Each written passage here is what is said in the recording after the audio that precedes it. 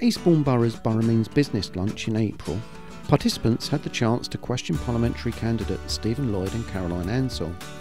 Here's how they responded to a question on the A27. Well, first, I guess, the next 20 days will dedicate myself to seeing a Conservative government elected and secure the money that's already been pledged to us, the 75 million, and that would keep the door open to make the case for the next tranche of funding. There are many developments across the piece which would help us to build the business case so we can see that new road ambition realised. It's been a #1 strategic aim for the town, not just this decade, the last and before that. It is a famously dangerous road, and it was just weeks ago that another life was lost.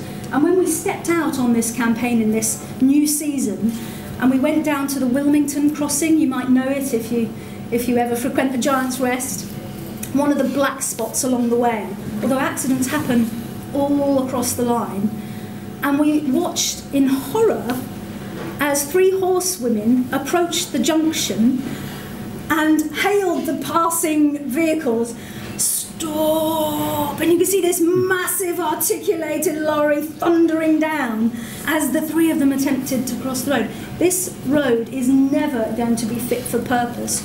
All the while it's carrying village traffic, and horses and HGVs are mixing. They talk about localised flooding, and so there's a 2-hour tailback and 2 miles of cars. That's a big puddle outside Drusilla's localised flooding. It's absolutely vital that we secure that funding.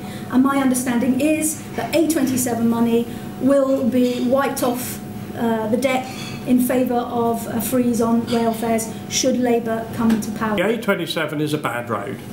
I have a lot of frustration that it's a very good road from Brighton to Lewes, and then it's a shocking road from Lewes to here, and it comes as no secret in Eastbourne that I completely disagree with my colleague Norman, who I think would like to drive a horse and trap down there, where just to wind them up I say, Norman, I'm going to have 8-lane highway one of these days.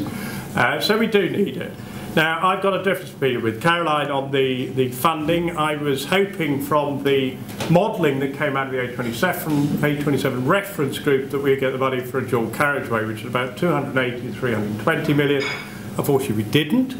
And there's a pledge for £70 million to do something. Now, the challenge with that £70 million is it's not going to kick in until after 2020. I've had a disagreement with the Secretary of State who says it's definitely pledged, and I sort of say, but your civil servants say something else. It doesn't matter. The main thing that I would say at this stage, which is probably what you need to hear, is whichever one of us wins, and it will be between Carol and I, it's just the nature of the beast in Eastbourne, I'm absolutely certain that both of us are going to push to improve the A27 as a matter of priority. Where I slightly differ though, is I will simply not allow Eastbourne to think that if we don't get the A27, poor me another, I'm not going to do anything, I won't allow it. You know, I see what we've achieved, transformational, what we've achieved in the last 5 years.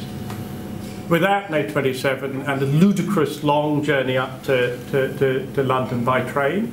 So it's, from an infrastructure perspective, it's crucial that the 2 main political parties keep battling and fighting for it, but I will not allow Eastbourne to say we haven't got this, and we will eventually, I'm very confident, get it, because it just doesn't make sense. But anyway, I slightly disagree that I don't want to wait till post-2010, I'd rather it now, and 70 million unfortunately doesn't get you a lot, but to be fair, it is a step in the right direction, and Labour's decision is demented. I'm just absolutely staggered with it. Anyway, there we go. Thank you.